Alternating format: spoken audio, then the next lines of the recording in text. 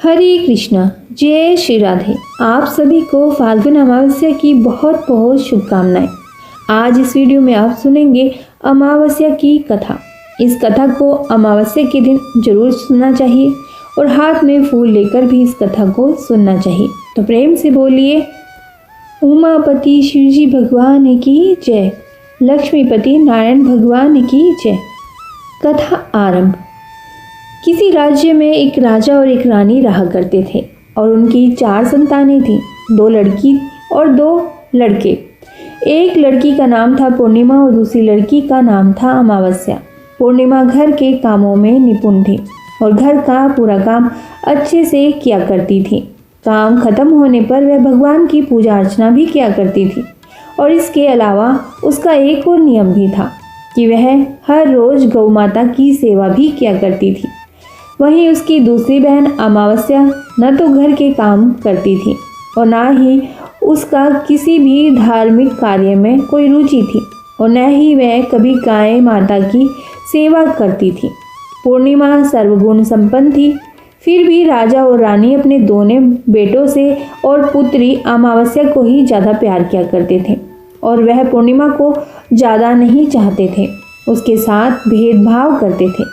समय के साथ राजा की 4 संतानें बड़ी हो रही थीं। जब वे बड़े हो गए तो राजा ने अपने दोनों पुत्रों का विवाह योग्य कन्याओं के साथ करा दिया और इसके बाद रानी ने राजा से कहा कि राजन, अब हमारी दोनों बेटियों का विवाह भी कराना चाहिए क्योंकि वे विवाह के योग्य हो गई हैं। लेकिन आप ऐसा करना कि पुत्री अमावस्या का विवाह किसी बड़े खानदान में कराना और पूर्णिमा का विवाह किसी गरीब परिवार में कराना, क्योंकि पूर्णिमा को तो केवल भगवान की पूजा पाठ और घर के कामकाज करना ही भाता है और साथ ही उसे गाय की सेवा करना भी अच्छा लगता है। गरीब घर में होगी तो इसके सारे काम हो जाएंगे और अमावस्या को कुछ भी करना पसंद नहीं है। इसके लिए बड़ा राजघराना देखना पड़ेगा ताकि उसे कोई काम ना करना पड़े। रानी की बात सुनकर राजा ने कहा ठीक है और वह अपनी पुत्रियों के लिए रिश्ता ढूंढने के लिए निकल पड़े। राजा अपने पड़ोसी राज्य में जाकर वहां के राजा के पुत्र से अमावस्या का रिश्ता तय कर देते हैं और वहीं पास ही के गांव में जाकर के एक गरीब परिवार के लड़के से अपनी पुत्री पूर्णिमा का रिश्ता भी तय कर देते हैं और घर आकर राजा ने सारी बात रानी को बता दी कि रानी सोचने लगी कि अब देखते हैं भगवान इसकी सहायता कैसे करते हैं। यह तो बहुत ही पूजा पाठ करती है और भगवान में सदा ही लीन रहती है। तो पूर्णिमा का भाई और भाभी पूर्णिमा से बहुत ही प्यार करते थे क्योंकि पूर्णिमा अपनी भाभी के साथ घर के कामों में उनका हाथ बटाती थी, जबकि अमावस्या अपने भाई भाभी की कोई भी सहायता नहीं करती थी, उन पर अपना रोब जमाया करती थी और ना ही किसी घर के कार्य में कोई भी सहायता करती थी। ऐसा करते करते कई महीने बीत गए। अमावस्या और पूर्णिमा दोनों का ही विवाह हो गया और राजा और रानी ने अपनी दोनों बेटियों को विदा कर दिया। विदाई करते समय राजा और रानी ने अमावस्या बेटी को खूब सारा धन दौलत देकर विदा किया और पूर्णिमा को कुछ भी नहीं दिया, खाली हाथ अपने घर से विदा कर दिया। इसके बाद दोनों बहनें अपने अपने ससुराल चली गई। कुछ दिन बीत गए। एक दिन अमावस्या अपने घर पर शिवजी की कथा रखती है जिसमें वह सभी गांव वालों को निमंत्रण भेजती है, परंतु अपनी बहन पूर्णिमा को नहीं बुलाती। जब गांव की सभी औरतें अमावस्या के यहाँ जाती हैं तो उन्हें इस तरह से जाता हुआ देखकर पूर्णिमा उनसे पूछती है कि आप सब इस तरह से तैयार होकर कहाँ जा रही हैं। तो वे औरतें पूर्णिमा से कहती हैं कि तुम्हारी बहन के यहाँ शिवजी की कथा रखी है, क्या तुमको वहाँ पर नहीं बुलाया गया है, क्या तुम वहाँ नहीं जाओगी। तो पूर्णिमा कहती है कि मुझे तो मेरी बहन ने निमंत्रण भी नहीं भेजा तो मैं नहीं जा सकती। तभी गांव की औरतें पूर्णिमा से कहती हैं कि बुलावा नहीं आया तो क्या हुआ, तुम्हारी बहन भूल गई होगी, यह तो शिवजी भगवान की कथा है, सुनने जाने में क्या हर्ज है, हम तो कहते हैं कि तुम हमारे साथ चलो। तो पूर्णिमा गांव की औरतों की बात मानकर उनके साथ भगवान शिव की कथा सुनने के लिए अमावस्या के घर चली जाती है। जब अमावस्या की नज़र पूर्णिमा पर पड़ती है तो वह कहती है कि पूर्णिमा तुम यहाँ कैसे चली आई, मैंने तो तुम्हें बुलाया ही नहीं। खैर कोई बात नहीं, तुम आ गई हो तो ठीक है। मेरे यहाँ रिश्तेदारों को यह भूलकर भी मत बताना कि तुम मेरी बहन हो। यह कहते हुए अमावस्या ने अपनी बहन पूर्णिमा की गरीबी का मजाक उड़ाया। यह सब सुनकर पूर्णिमा की आंखों में आंसू आ गए और उसने रोते रोते मन ही मन भगवान शिव से विनती करते हुए कहा कि हे भगवान, क्या पूजा पाठ करना गलत है? गौ माता की सेवा करना गलत है? आखिर मेरी क्या गलती थी जो इस तरह मेरी गरीबी को मेरा बार बार मजाक बनाया जा रहा है? प्रभु, आप अपनी कृपा मुझ पर कब करेंगे? पूर्णिमा वहाँ पर बैठी बैठी यही बात बार बार कहती रहती थी। इतने में ही शिव कथा पूर्ण हो गई और अमावस्या भगवान का प्रसाद बांटने लगती है। वह सभी लोगों को प्रसाद दे देती है, लेकिन अपनी बहन पूर्णिमा को प्रसाद भी नहीं देती। पूर्णिमा बड़े ही दुखी मन से बिना प्रसाद लिए अपने घर लौट जाती है। पूरे रास्ते वह यही सोच रही थी कि घर पर अगर बच्चे उससे कथा का प्रसाद मांगेंगे तो उनसे क्या कहेगी, और यह भी सोच रही थी कि मायके में अपने भाई और भुजाई के यहाँ जाऊंगी तो वहाँ जाते हुए वहाँ के बच्चों के लिए भी कुछ लेकर जाना था। तो ऐसा सोचते हुए वह अपने घर लौट आई। घर वापस लौटकर आने के बाद उसने अपने पति और बच्चों से कहा कि मैं कुछ समय के लिए अपने मायके जा रही हूँ। तो पति ने कहा ठीक है, चली जाना। थोड़ी देर बाद में पूर्णिमा अपने मायके के लिए रवाना हो जाती है और चलते चलते रास्ते में एक चबूतरा आता है जिस पर तुलसी का पौधा लगा था। उस चबूतरे पर एक बूढ़ी अम्मा बैठी थी। वह कोई और नहीं, साक्षात तुलसी माता ही थी। उस बूढ़ी माता ने पूर्णिमा से कहा कि बिटिया, तुम कौन हो और कहाँ जा रही हो? तो पूर्णिमा अपना परिचय देते हुए कहती है कि माँ, मैं अपने मायके जा रही हूँ। तो बूढ़ी माता कहती है, पूर्णिमा से कहती है कि बेटी, यहाँ तुलसी का पौधा सूख रहा है, इसमें थोड़ा सा पानी डाल दो और इस चबूतरे को साफ कर दो, जिससे मुझे थोड़ी ठंडक मिलेगी। तब पूर्णिमा ने कहा कि ठीक है माँ, मैं तुलसी के पौधे में पानी डाल देती हूँ और यहाँ की साफ सफाई भी कर देती हूँ। तो पूर्णिमा ने साफ सफाई करने के बाद बूढ़ी अम्मा को भी नहला दिया। बूढ़ी अम्मा की सेवा भी की, उनके पैर दबाए, हाथ पैरों में तेल की मालिश की और उनकी कंघी भी की, और फिर पूछा कि माँ, क्या आपकी और कोई सेवा करूँ और कोई काम हो तो बता दीजिए, मैं कर दूँगी। तब बूढ़ी अम्मा कहती हैं कि बेटा, अब कोई काम नहीं, तुम अपने घर जाओ और वापस आते समय मुझसे फिर मिलती जाना। तो पूर्णिमा ने बूढ़ी अम्मा से कहा कि ठीक है माँ जी, अब मैं जाती हूँ। जब मैं मायके से लौट कर आऊँगी तो आपसे मिलकर जरूर जाऊँगी। ऐसा कहकर पूर्णिमा वहाँ से चल पड़ी। कुछ समय आगे चलने के बाद एक शिव मंदिर आया। वहाँ पर उसे एक बूढ़े बाबा मिले जो मंदिर के बाहर बैठे थे। वह भी कोई और नहीं थे, भगवान भोलेनाथ स्वयं थे। बूढ़े बाबा ने पूर्णिमा से कहा कि बिटिया, तुम कौन हो और कहाँ जा रही हो? तो पूर्णिमा ने अपना सारा परिचय देते हुए कहा कि बूढ़े बाबा, आज मैं अपने मायके जा रही हूँ। बूढ़े बाबा ने कहा कि बेटा, मैं तो बूढ़ा हो चला हूँ, मेरी आंखों की रोशनी भी ठीक नहीं है। तुम ऐसा करो कि मंदिर की साफ सफाई कर दो और शिवलिंग पर जल चढ़ा दो और भोले शंकर जी के आगे घी का दिया लगा दो। तब पूर्णिमा ने कहा कि ठीक है बाबा। यह कहकर पूर्णिमा ने शिव मंदिर की सफाई कर दी और भोले शंकर जी की विधिवत पूजा करते हुए बूढ़े बाबा से कहा कि बाबा, कोई और काम हो तो आप बताइए। तब बूढ़े बाबा ने कहा, नहीं बेटी, अब तुम जाओ, वापस आते समय मुझसे मिलते हुए जाना। इस पर पूर्णिमा ने कहा, ठीक है बाबा, अब मैं जाती हूँ, आते हुए आपसे ज़रूर मिलकर जाऊँगी। ऐसा कहकर वे वहाँ से आगे चल पड़ी। आगे चलते हुए पूर्णिमा को एक काली माता का मंदिर दिखाई दिया। वहाँ पर भी एक बूढ़ी अम्मा चबूतरे पर बैठी हुई थी। उस बूढ़ी औरत ने पूर्णिमा से कहा कि बेटा, कि तुम कौन हो और कहाँ जा रही हो? तो पूर्णिमा ने उस बूढ़ी औरत को भी अपना सारा परिचय दिया और उसे बताया कि मैं अपने मायके जा रही हूँ। तो वह बूढ़ी औरत सुनकर यह कहती है कि अच्छी बात है, लेकिन तुम ऐसा करो, यहाँ पर पूजा पाठ करने के लिए तो सभी आते हैं, परंतु कोई भी मंदिर की साफ सफाई नहीं करता, इसीलिए तुम इस मंदिर की सफाई कर दो और चबूतरे को भी साफ कर देना। पूर्णिमा ने कहा, ठीक है माँ जी। यह कहकर पूर्णिमा पूरे मंदिर को, चबूतरे को भी साफ कर देती है और पूजा पाठ भी करती है और उस बूढ़ी माता का श्रृंगार भी कर देती है। बूढ़ी माँ के पैर दबाती है और कहती है कि माँ जी, सारा काम हो गया है, यदि और कोई काम हो तो मुझे बताइए, मैं उसे भी कर दूंगी। तो वह बूढ़ी अम्मा कहती है, नहीं बेटी, अब तुम जाओ, लेकिन मायके से आते समय मुझसे मिलते हुए जाना। फिर पूर्णिमा कहती है ठीक है, और वह आगे चल पड़ी। आगे चलते चलते एक नदी आती है। वहां पर भी एक बूढ़ी माता बैठी थी। वह कहती है कि बेटी, तुम कौन हो और कहाँ से आई हो और कहाँ जा रही हो? तो पूर्णिमा उस बूढ़ी औरत को भी अपना पूरा परिचय देती हुई कहती है कि अम्मा, मैं अपने मायके जा रही हूँ। तो बूढ़ी औरत पूर्णिमा से कहती है कि बेटा, यह तो अच्छी बात है, नदी पर स्नान करने तो सभी आते हैं, लेकिन यहाँ पर कोई भी साफ सफाई नहीं करता, इसीलिए तुम ऐसा करो कि नदी के किनारे पर साफ सफाई कर दो। तो पूर्णिमा कहती है ठीक है माँ जी, और वहाँ की वह सफाई कर देती है। सारी सफाई करने के पश्चात वह बूढ़ी अम्मा के भी पैर दबाती है और कहती है कि माँ जी, और कोई काम हो तो बताइए। तब बूढ़ी औरत कहती है कि नहीं बेटा, अब तुम जाओ और जब वापस आओगी तो मुझसे मिलते हुए जाना। इस नाव में बैठकर नदी के दूसरे किनारे पर पहुंच जाओगी।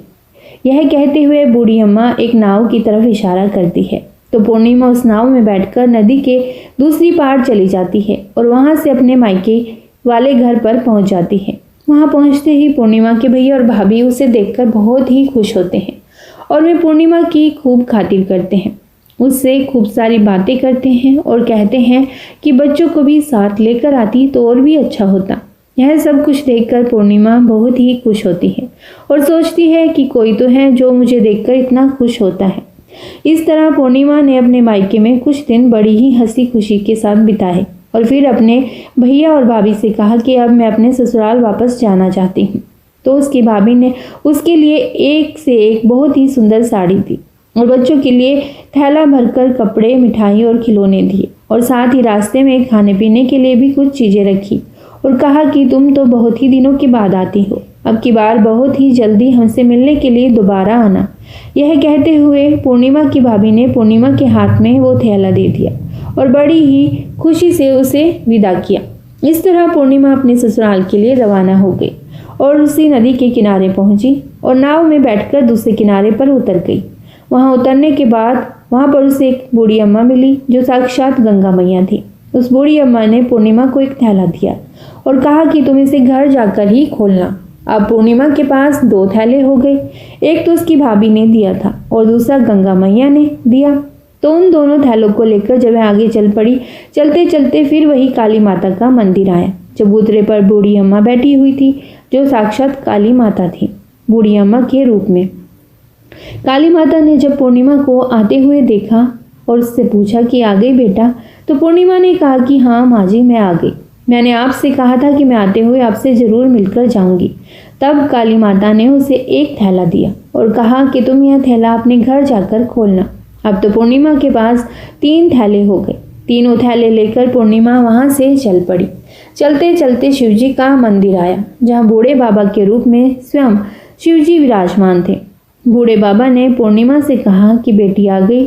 तो पूर्णिमा ने कहा हाँ बाबा, मैं आ गई। तो उन बूढ़े बाबा ने भी पूर्णिमा को एक थैला दिया और कहा कि बेटा तुम इस थैले को अपने घर जाकर ही खोलना। तो पूर्णिमा ने कहा ठीक है बाबा, और यह कहकर पूर्णिमा वहां से चल पड़ी। अब पूर्णिमा के पास 4 थैले हो गए। अब पूर्णिमा 4 थैलों को एक साथ कैसे लेकर जाती? तो उसने अपनी एक पुरानी साड़ी निकाली और सारे थैलों को उस साड़ी में रखकर बांध लिया और एक गठरी बनाकर अपने सिर पर रख ली और वहां से चल पड़ी।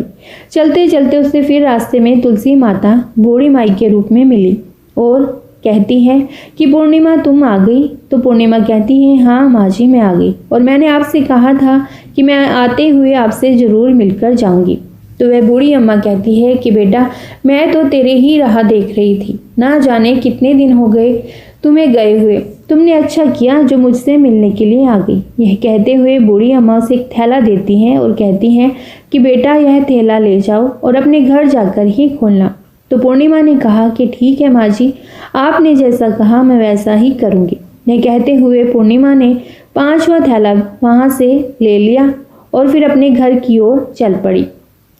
अब एक गठरी सिर पर और एक थैला हाथ में लिए हुए था। जैसे कि वह अपने ससुराल के घर पहुंची तो उसे देखकर उसके बच्चे बड़े खुश हुए और कहने लगे कि माँ, मामा के यहाँ से क्या लेकर आई हो, हमें जल्दी से दिखाओ, हमें लगता है खूब सामान लेकर आई हो। अब की बार मामा ने हमारे खाने के लिए क्या भेजा है, हमें जल्दी से दिखाओ।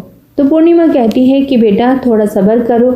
यह कहते हुए पूर्णिमा अपने सिर पर से गठरी को नीचे रखती है और उसे खोलकर सबसे पहले अपने मायके का थैला खोलकर देखती है तो उसमें बच्चों के लिए अच्छे अच्छे कपड़े, खाने पीने का सामान, बच्चों के खेलने के लिए खिलौने और कुछ गहने भी रखे थे। तो उसे देखकर वह मन ही मन बहुत ही खुश होती है और अपने भैया भाभी को खूब आशीर्वाद देती है। और फिर पूर्णिमा अपने बच्चों को कपड़े देती है और खाने पीने की चीज़ें भी बच्चों को देकर अपने बच्चों का चेहरा निहारने लगती है। उसके बच्चे अपने जीवन में पहली बार इतना सब कुछ सामान देख रहे थे तो वो बहुत ही खुश थे। इसके बाद पूर्णिमा ने दूसरा थैला खोला जो गंगा मैया ने दिया था। उसमें ढेर सारे हीरे जवाहरात थे, सोने चांदी आदि थे। उसके बाद में पूर्णिमा ने तीसरा थैला खोला जो उसे काली माता ने दिया था। उसमें बहुत सारा सोना और श्रृंगार का सामान भरा हुआ था। तो यह देखकर पूर्णिमा बहुत ही खुश हुई और फिर उसने चौथा थैला खोला जो भोले शंकर ने दिया था। वो थैला धन संपत्ति से भरा हुआ था, बहुत सारी खुशियां भरी थी। उसके बाद में पूर्णिमा ने पांचवा थैला खोला जो उसे तुलसी मैया ने दिया था। उसमें चावल, दाल और 7 प्रकार की खाने की चीज़ें भरी हुई थी। अब पूर्णिमा के घर में किसी भी चीज़ की कोई कमी नहीं थी। उसका घर धन, धान्य और वैभव से भरा हुआ था और परिपूर्ण था। पूर्णिमा और उसका सारा परिवार सुखपूर्वक रह रहे थे। तो पूर्णिमा के मन में एक दिन विचार आया कि क्यों ना मैं भी शिवजी की कथा करवाऊं। तो उसने शिवजी की कथा का एक कार्यक्रम रखा और पूरे गांव वालों को निमंत्रण दिया। घर घर जाकर सभी लोगों को बुलावा देकर के आई। पूर्णिमा अपनी बहन अमावस्या के घर भी गई और शिवजी की कथा सुनने के लिए उसे भी न्योता दिया। तो अमावस्या ने जब पूर्णिमा को देखा तो वह सोचने लगी कि इतने गहने पहने हुए, इतने सुंदर वस्त्र पहन रखे हैं इसने, इसका घर तो बहुत गरीब होता था, फिर इतना सब कुछ इसके पास कैसे आया। यह जानने के लिए इसके घर तो जाना जरूर पड़ेगा। यह सोचकर अमावस्या पूर्णिमा के घर शिव कथा सुनने के लिए आ गई। तो उसने देखा कि पूर्णिमा के घर में किसी भी चीज़ की कोई कमी नहीं है। इतनी सारी धन दौलत देखकर अमावस्या आश्चर्यचकित रह गई और पूर्णिमा से पूछने लगी कि तुम्हारे घर में इतनी धन दौलत कहाँ से आई। इस पर पूर्णिमा ने कहा कि देखो बहन, तुमने जो शिवजी की कथा में मुझे नहीं बुलाया था फिर भी मैं चली आई। तुमने मुझे प्रसाद तक नहीं दिया और मेरी गरीबी का भी मजाक उड़ाया था, परिहास किया था। उसके पश्चात मैं अपने घर आ गई और घर आते हुए मन में यह सोच रही थी कि अपने मायके जाऊंगी और बच्चों के लिए कुछ लेकर आऊंगी। तुमने तो मेरे बच्चों के लिए प्रसाद तक नहीं दिया था, इसीलिए मैं तुम्हारे यहाँ से आते ही मायके चली गई। यह कहते हुए पूर्णिमा ने उसके बाद जो घटना हुई थी वह सारी की सारी अमावस्या को बता दी। यह सब बातें सुनने के बाद अमावस्या कहती है कि तुम मुझे प्रसाद मत दो और मुझे खूब डांट लगाओ। तो पूर्णिमा कहने लगी कि यह तो भगवान का प्रसाद है, मैं तो सबको दूंगी और तुम्हें भी दूंगी। इतना कहने पर भी अमावस्या ने प्रसाद नहीं लिया। वह बिना प्रसाद के सीधे अपने घर चली गई। घर जाकर अपने बच्चों और पति से कहने लगी कि मैं मायके जा रही हूँ। और उसके पति ने कहा कोई बात नहीं, कुछ दिन रुक कर चली जाना, अभी मुझे कोई काम है। तब अमावस्या ने अपने पति की एक भी बात नहीं सुनी और अपने मायके जाने के लिए तैयार हो गई। जैसे ही वह मायके जा रही थी तो रास्ते में तुलसी माता चबूतरे पर बैठी हुई मिली, बूढ़ी माता के रूप में मिली। तो बूढ़ी माता ने अमावस्या से कहा कि बेटी तुम कौन हो और कहाँ जा रही हो। इस पर अमावस्या ने अपने परिचय देते हुए कहा कि मैं अपने मायके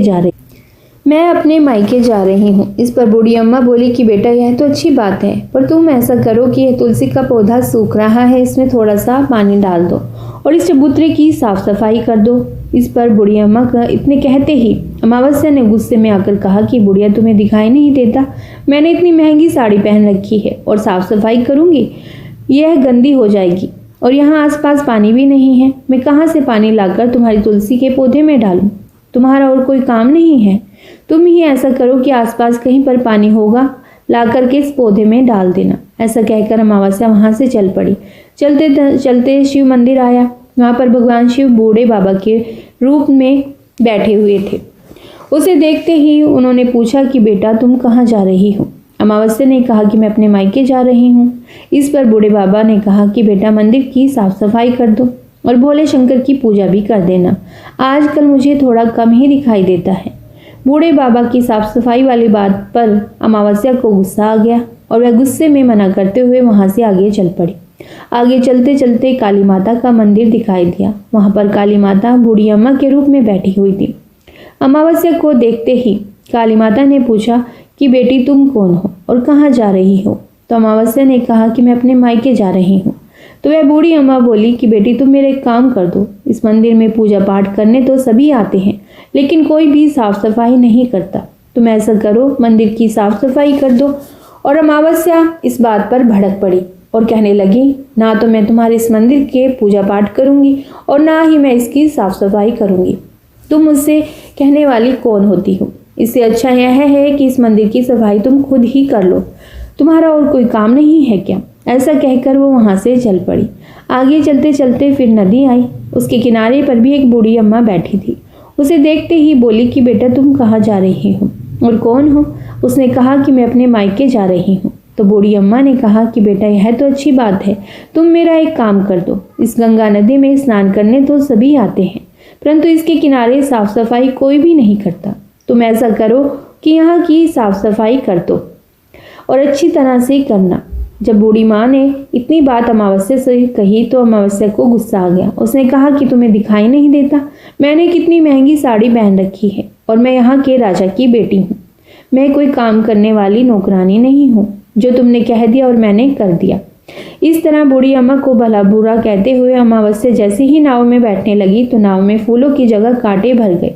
लेकिन वह अपने अधिक गुस्से के कारण कांटों से भरी नाव में ही बैठ गई। उसके पैर में कांटे बार बार चुभ रहे थे।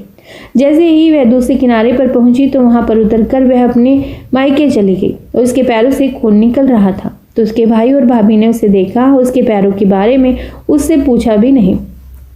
वे मन ही मन सोचने लगे कि यह तो कोई काम भी नहीं करती और न ही बात मानती है। अब क्या कहना। पूर्णिमा तो हमारे काम काज में हाथ भी बटाती थी। यह तो कुछ करने वाली भी नहीं है। इससे ज़्यादा बातचीत करना भी ठीक नहीं है। वो और जल्दी ही वापस भी चली जाएगी। ऐसा सोचकर उन्होंने अमावस्या से ज़्यादा बातचीत भी नहीं की और जल्दी जल्दी खाना बनाया और खा पीकर वह सारे सो गए। अमावस्या जब सुबह उठी तो उसे अपनी भाभीयों से कहा कि भाभी मैं ससुराल जा रही हूँ। तो उन्होंने कहा ठीक है जाओ। तो अमावस्या बोली कि पूर्णिमा को तो आपने एक थैला दिया था और मुझे कुछ नहीं दोगी। तो भाई और भाभी ने कहा कि तुम जाओ, तुम्हारा थैला तुम्हारे घर पहुंच जाएगा। फिर अमावस्या वहां से चल पड़ी और चलते चलते नदी के किनारे पहुंची तो वहां पर गंगा मैया बूढ़ी औरत का रूप धारण किए हुए बैठी थी। बूढ़ी माँ ने कहा कि आ गई बेटा। तो अमावस्या बोली हाँ मैं आ गई। कुछ देर तक अमावस्या वहीं पर खड़ी रही तो बूढ़ी अम्मा ने उसे कुछ भी नहीं दिया। तो अमावस्या बोली कि पूर्णिमा को तो तुमने एक थैला दिया था, क्या मुझे नहीं दोगी? इस पर बूढ़ी अम्मा ने कहा कि तुम घर जाओ, तुम्हारा थैला तुम्हारे घर पहुंच जाएगा। तो वे वहां से चल पड़ी। आगे चलने पर उसे काली माता मिली। उसे देखते ही अमावस्या ने कहा कि मेरा थैला कहाँ है? तुमने पूर्णिमा को तो एक थैला दिया था। परंतु काली अम्मा का रूप धारण किए हुए बूढ़ी अम्मा बोली कि तुम अपने घर जाओ, तुम्हारा थैला तुम्हारे घर पहुंच जाएगा। यह सुनकर अमावस्या वहां से भी चल पड़ी। चलते चलते रास्ते में फिर वही शिव मंदिर आया। वहां पर भोले शंकर बूढ़े आदमी का रूप धारण किए हुए बैठे थे। उन्हें देखते ही अमावस्या बोली कि मेरा थैला कहाँ है? तो बूढ़े बाबा ने कहा कि तुम घर जाओ, तुम्हारा थैला तुम्हारे घर पहुंच जाएगा। तो अमावस्या वहां से भी चल पड़ी। आगे चलते चलते उसे तुलसी माता बूढ़ी अम्मा का रूप धारण किए हुए वहां पर बैठी हुई मिली। इस पर अमावस्या को देखते ही कहा कि आ गई बेटा। तो अमावस्या ने कहा कि हाँ मैं आ गई। मेरा थैला कहाँ है? पूर्णिमा को तो आपने थैला दिया था। अमावस्या की बात सुनकर तुलसी मैया ने कहा कि तुम अपने घर जाओ, तुम्हें तुम्हारा थैला वहीं पर मिल जाएगा। तो अमावस्या जल्दी अपने घर की तरफ चल पड़ी। जैसे ही वह अपने घर पहुंची तो आंगन में देखा कि वहां पर 5 थैले पड़े हैं। अमावस्या ने मन में सोचा कि अब तो मेरे पास भी खूब सारी धन दौलत हो जाएगी। उसने जल्दी जल्दी सारे थैलों को खोलकर देखा। किसी में मिट्टी भरी थी तो किसी में पत्थर रखे थे, किसी में कोयला था और मायके वाला थैला बिल्कुल खाली था। तो इस तरह के थैलों को देखकर अमावस्या को बहुत ही ज़्यादा गुस्सा आया और वह दौड़ती हुई पूर्णिमा के घर गई और कहने लगी कि तुम्हें तो इतना सब कुछ मिला और मुझे कुछ नहीं मिला। तुमने जरूर मुझसे झूठ बोला था। तब अमावस्या की बात सुनकर पूर्णिमा कहती है कि जब मैं अपने मायके जाती हूँ तो अपनी भाभीयों के साथ उनके काम में हाथ बटाती हूँ, उनके साथ मिलकर काम करती हूँ, उनकी इज्जत करती हूँ। लेकिन तुम तो अहंकारवश किसी की भी इज्जत नहीं करती, इसीलिए मैं भला तुम्हें क्या देंगे। तुमने जरूर तुलसी माता को ठुकरा दिया होगा, गंगा मैया को भी ठुकरा दिया, काली माँ को भी ठुकराया और भगवान शिव का कहना भी नहीं माना, इसीलिए उन्होंने तुम्हें कुछ भी नहीं दिया। मैंने उन सब का कहा हुआ काम बड़े ही श्रद्धा भाव से किया था, इसीलिए यह सब कुछ मुझे प्राप्त हुआ है। यह सब मुझे पूजा और पाठ करने से, उनकी आराधना करने से, उनकी भक्ति करने से प्राप्त हुआ है। तो यह सब सुनकर अमावस्या कहती है कि बहन मुझे क्षमा कर दो, मैंने तुम पर हमेशा अत्याचार किया है। माँ ने भी हमेशा हम दोनों के बीच में भेदभाव रखा था। आज मेरी आंखें खुल गई हैं, मुझे कुछ नहीं मिला कोई बात नहीं, परंतु मैं भी भगवान की भक्ति करना चाहती हूँ और भगवान की भक्ति करके सब कुछ प्राप्त कर लूँगी। इन सब चीज़ों का रहस्य पहले मुझे बताओ। तो पूर्णिमा कहने लगी कि तुम 3 सूत्र का ज्ञान ले लो और इसकी कथा करना। पहले सूत्र में दया मांगना, दूसरे सूत्र में कथा मांगना और तीसरे सूत्र में 108 बार ओम नमः शिवाय का जाप करना। बहन, यह सूत्र भगवान ने स्वयं दिए हैं, इसीलिए तुम इनको अपने हृदय में बसा लेना। मैंने भी इन 3 सूत्रों को अपने जीवन में अपनाया था और सच्चे मन से भगवान की पूजा पाठ किया था, भक्ति की थी। तभी तो मुझे इतने निर्धन परिवार में भी ब्याहने के बाद आज मेरे पास सब कुछ है और तुम्हारा एक अमीर घराना, उसमें भी विवाह होने के बाद भी आज सब कुछ नष्ट हो गया। तो यह 3 सूत्र अपने मन में रखकर अमावस्या अपने घर चली गई और भगवान की पूजा पाठ करने लगी और भगवान शिव से माफ़ी मांगते हुए कहा कि हे भोले शंकर, मुझे माफ़ कर दो जो मैंने अपनी बहन पूर्णिमा पर इतने अत्याचार किए। शिव कथा में वह बिना बुलाए आई, फिर भी मैंने उसका अपमान किया, ना ही उसको प्रसाद दिया। मुझे क्षमा कर दीजिए। अब मैं पूरे विधि विधान से पूजा अर्चना किया करूँगी। और फिर वह गौ माता की भी सेवा करने लग गई और दूसरों की भी सहायता करने लग गई, जिसकी वजह से उसका घर धन धान्य से परिपूर्ण हो गया। तो बोलिए भोले शंकर की जय, श्री विष्णु भगवान की जय, लक्ष्मी माता की जय। यह थी अमावस्या और पूर्णिमा 2 बहनों की कथा, जो अमावस्या और पूर्णिमा के व्रत में अवश्य ही श्रवण करनी चाहिए। भोलेनाथ की कृपा आप सभी पर बनी रहे। भगवान श्री हरि विष्णु जी की कृपा भी आप सभी पर बनी रहे, आपकी सभी मनोकामनाओं को पूर्ण करें, आपके परिवार में मंगल ही मंगल बनाए रखें। यदि आपको आज की कथा अच्छी लगी हो तो वीडियो को लाइक और शेयर जरूर कीजिएगा और चैनल को भी सब्सक्राइब जरूर कीजिएगा और कमेंट बॉक्स में लिखिएगा भगवान भोलेनाथ और विष्णु भगवान की जय। हरे कृष्णा, राधे राधे।